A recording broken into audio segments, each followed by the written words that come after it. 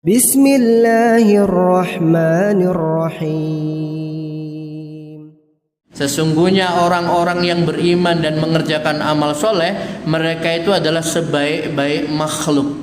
Jazauhum inda rabbihim, balasan bagi mereka di sisi Tuhannya, jannatu adn, yaitu surga Aden yang mengalir sungai-sungai di bawahnya, mereka kekal di dalamnya selama-lamanya. Radhiyallahu anhum wa radu'an, Allah ridho kepada mereka dan mereka pun ridho kepada Allah. Dzalika liman khasyiya rabbah. Yang demikian itu adalah bagi mereka yang takut akan kebesaran Rabbnya, yaitu Allah Subhanahu wa ta'ala. Pokoknya kalau rasa takut itu ada dalam diri seseorang, rasa takutnya itu akan membawa pada kebaikan yang banyak. Dia tidak akan berani korupsi. Kenapa? Takut pada Allah. Takut pada Allah. Maka rasa takutnya pada Allah ini, sampai Imam Ahmad mengatakan apa? Intinya ilmu itu adalah takut. Pokoknya ilmu, aslul ilmi al khasyah. Pokoknya ilmu itu adalah rasa takut. Ya. Bahkan sampai ada ulama yang mengatakan ilmu itu kalau tidak semakin menambah rasa takutmu kepada Allah Subhanahu wa taala, maka justru dia akan semakin menjauhkan kamu dari Allah SWT. Jadi orang itu semakin berilmu, dia harus semakin takut kepada Allah SWT.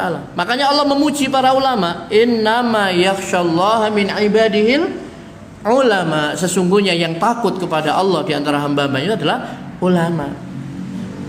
Ya, contoh gampangnya begini, ketika orang itu tidak ngerti kalau minum khamr itu haram, dilaknat oleh Allah, dia minum karena tidak tahu, ya. Begitu dia mendapatkan ilmu bahwa khamr itu adalah haram, dilaknat oleh Allah. Rasul mengatakan la yadkhulul jannah mudminul khamr, ya. Tidak akan masuk surga orang yang meminum khamr. Maka karena dia sudah dapat ilmu, kemudian dia tinggalkan, takut. Jadi ilmu itu membuat orang itu takut kepada Allah Subhanahu wa taala, ya. Sampai ada apa?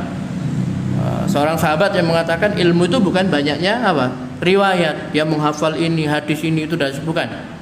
Ilmu itu adalah banyaknya rasa takut kepada Allah Subhanahu wa taala. Panjenengan kalau takut, Bu, baik. Tapi kalau tidak takut,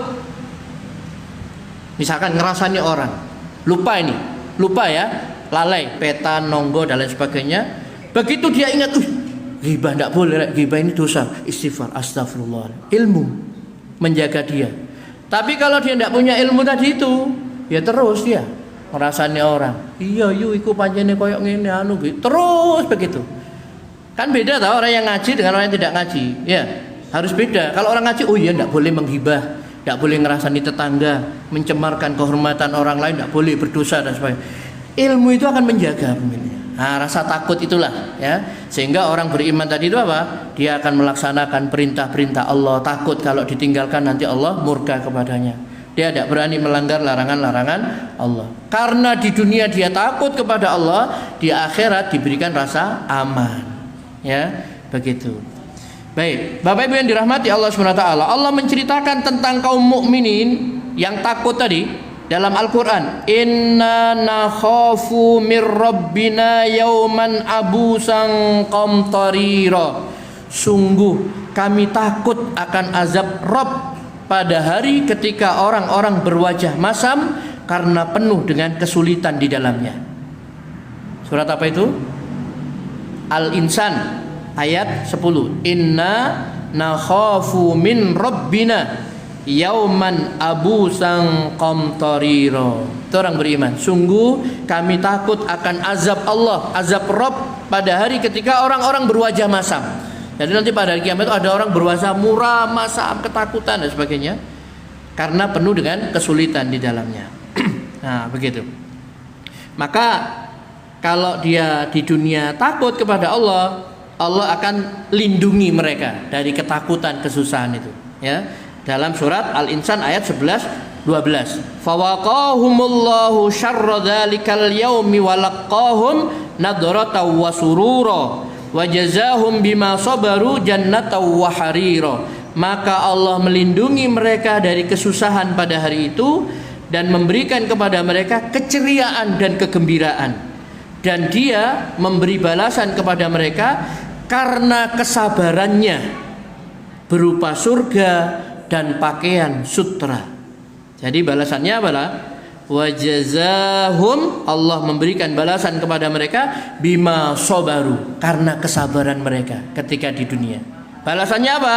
Jannata wa hariro, surga dan pakaian sutra. Ya, orang mukmin itu sabar di dunia. Sabar menjalankan perintah Allah. Sabar menjauhi larangan Allah, maksiat. Sabar menerima ketetapan Allah, takdirnya. Ya. Karena sabar 3 itu, sabar melaksanakan perintah Allah. Jangan sholat ini kan terus sepanjang hayat di kandung badan, ya, sampai mati kita ini. Perintah Allah begitu memang, ya. Wa'bud rabbaka hatta ya'tiyakal yaqin. Dan sembahlah Rabbmu, yaitu Allah, sampai datang kepadamu al-yaqin. Al-yaqin itu adalah kematian. Berarti kita ibadah kepada Allah sampai mati. Ya. Sampai terakhir pun kita mau meninggal dunia, kalau bisa berzikir la ilaha illallah. Lah itu mati, alhamdulillah, ya. Ya. Kalau kita di sampingnya, ya kita mentalkinkan orang yang mau meninggal tadi itu. Pokoknya ibadah kepada Allah, sembahlah Tuhanmu sampai datang kepadamu kematian. Nanti balasannya seperti itu, ya. Sudah mereka takut di dunia, takut azab Allah Subhanahu wa taala, maka di akhirat nanti Allah akan melindungi mereka dari kesusahan pada hari itu, hari kiamat, dan memberikan kepada mereka keceriaan dan kegembiraan. Walaqahum nadratau wa surura. Dan Allah memberikan balasan kepada mereka karena kesabarannya, yaitu berupa surga dan pakaian sutra, ya. Nah, kita harus sabar menjalankan perintah Allah, sabar menjauhi maksiat, larangan Allah, sabar dalam menerima ketetapan Allah, takdir, ya, berupa ujian, musibah, sabar, ya, semua sudah tertulis, ya. Dan tenang saja, kalau orang tidak ditakdirkan tertimpa suatu musibah, ya musibah itu tidak akan mengenainya, ya. Tapi kalau memang dia ini ditakdirkan akan tertimpa musibah, maka musibah itu akan mengenai dia, walaupun hati-hati. Ya. Nah, maka kehati-hatian itu tidak bisa menolak takdir. Nah, tetapi doa itu bermanfaat, ya. Doa, ya, yang bisa merubah takdir hanya doa, ya. Ya, kalau seorang itu mau ditimpa musibah, bala pada hari itu, dia berdoa, ya Allah, aku berlindung kepadamu dari bala, dari malapetaka, maka musibah yang turun itu nanti akan dihadapi oleh doa tadi itu, sehingga dia terhindar oleh apa, dari musibah tadi itu. Baik, Bapak Ibu yang dirahmati Allah Subhanahu wa taala. Nah, selanjutnya orang-orang yang beriman nanti, ya, bentuk kasih sayang Allah nanti, karena di akhirat itu sangat apa? Digambarkan panas yang sangat luar biasa, ya, sehingga keringatnya orang itu sampai ada yang separuh telinganya, ya, ada yang sepinggang dan lain sebagainya, sesuai dengan amalnya. Orang beriman nanti enggak, tenang-tenang saja mereka. Orang yang beriman, bertakwa kepada Allah, iman kepada ayat-ayat Allah, Al-Quran, kemudian mereka muslim, tunduk patuh, berserah diri kepada Allah, melaksanakan perintah, menjauhi larangannya, maka ketika seluruh makhluk berkumpul di padang mahsyar pada hari yang sangat menakutkan itu, di bawah sengatan panas matahari, saat itu orang-orang yang beriman, dia akan merasa apa? Aman, nyaman di bawah naungan arsy-Nya Allah Subhanahu wa taala. Ya, orang beriman, orang bertakwa tidak akan merasakan kesulitan ataupun kepayahan sebagaimana dirasakan oleh kebanyakan manusia, ya. Dan golongan itu adalah golongan mukmin yang memiliki kemauan yang tinggi, ya, semangat yang kuat, ya, untuk beribadah kepada Allah Subhanahu wa taala, berpegang teguh dengan syariat Allah Subhanahu wa taala. Suruh salat, tidak akan meninggalkan dia, ya. Pokoknya dia berusaha untuk mentaati Allah Subhanahu wa taala. Dan di antara mereka terdapat para pemimpin, ya. Pemimpin yang adil, ya, yang mereka ketika diberikan kekuasaan oleh Allah Subhanahu wa taala, maka mereka tidak bertindak zalim, tidak melampaui batas. Dia adil. Dia gunakan kewenangannya itu dengan sesuai dengan bimbingan Allah Subhanahu wa taala, syariat Allah. Tidak menyakiti, mendolimi, ya, tidak berlaku curang, khianat. Dia akan jujur. Pemimpin yang adil itu dia akan mendapatkan naungan Allah. Termasuk juga di dalamnya setiap pemuda yang menyibukkan diri dalam beribadah kepada Rabb-Nya. Jadi dia selalu apa? menyibukkan diri untuk beribadah kepada Allah Subhanahu wa taala. Dia kerjakan sholat 5 waktu, qobliyah, ba'diyah, sholat wajib dia kerjakan. Mungkin dia mengerjakan sholat duha, baca Quran, zikir. Ya waktunya kerja, bukan hanya sholat saja ya. Waktunya kerja, nanti waktunya azan dia tinggalkan. Pasarnya, tokonya ditutup, kemudian dia sholat. Tidak ada yang lebih besar daripada Allah. Wala zikrullahi akbar. Zikir kepada Allah itu jauh lebih besar ya. Maka dia laksanakan itu. Pemuda yang tumbuh dalam ketaatan, beribadah kepada Allah Subhanahu wa taala ya, maka dia akan mendapatkan naungan. Kalau pemuda itu umur balik sampai umur 40 Pak ya. Kalau panjenengan insyaallah dewasa, bukan pemuda ya. Iya, kan dulu sudah saya sampaikan Ibnu Qayyim mengatakan apa? Manusia itu dibagi 4. Ya, yang pertama anak-anak itu mulai dari lahir sampai dia usia balik. Itu anak-anak. Tidak dosa itu, ya. Kalau melakukan apa saja tidak dosa. Yang kedua adalah pemuda. Pemuda itu mulai balik sampai umur 40 tahun. Itu pemuda. Kalau 40 tahun sampai 60 tahun itu dewasa kata Ibnu Qayyim, ya. Usia dewasa. 60 tahun sampai meninggal dunia, sampai 89. Pokoknya sampai meninggal dunia, mereka itu yang disebut orang tua. Jadi syekh ya. Syekh itu orang tua, orang yang umurnya 60 tahun ke atas. Itu adalah orang tua. Kita harus menghormati ya. Bukan termasuk golongan kami yang tidak menghormati yang lebih tua dan tidak menyayangi yang muda ya, begitu. Nah, pemuda tadi. Termasuk di dalamnya adalah orang-orang yang memakmurkan masjid. Insyaallah mudah-mudahan kita semua termasuk orang-orang yang memakmurkan masjid. Masjid-masjid Allah. Hanya orang-orang yang beriman kepada Allah dan hari akhir yang memakmurkan masjid-masjidnya Allah Subhanahu wa taala. Jadi mereka merasa nikmat di masjid itu, senang dia sujud kepada Allah, berzikir, baca Quran, berdoa kepada Allah. Dia senang ke masjid. Itu termasuk orang-orang nanti aman di akhirat. Dia berada di bawah naungan Allah ketika tidak ada naungan kecuali naungan Allah Subhanahu wa taala. Jadi orang yang hatinya itu terikat dengan masjid, suka memakmurkan masjid. Ya, seperti itu.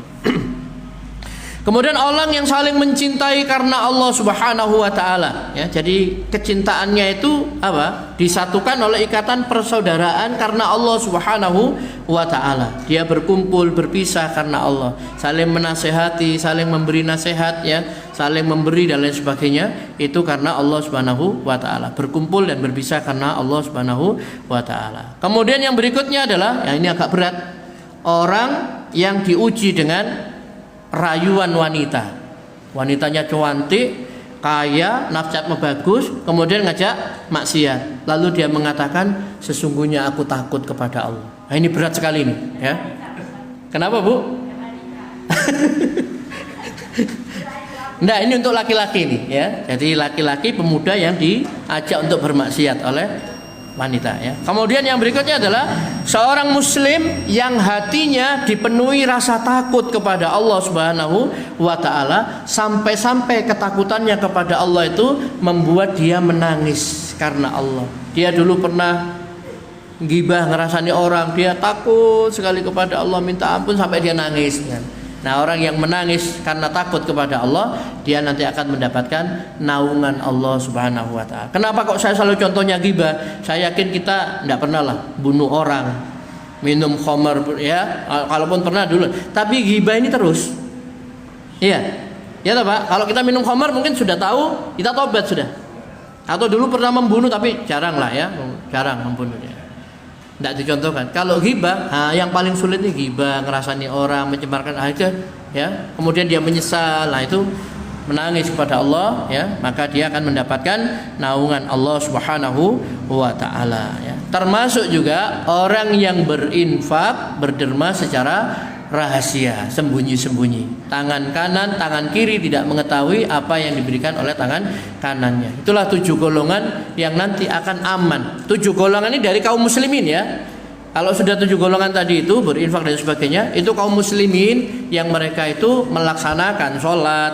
Kalau Ramadan dia puasa, bukan hanya nangis tok gitu, tapi tidak sholat.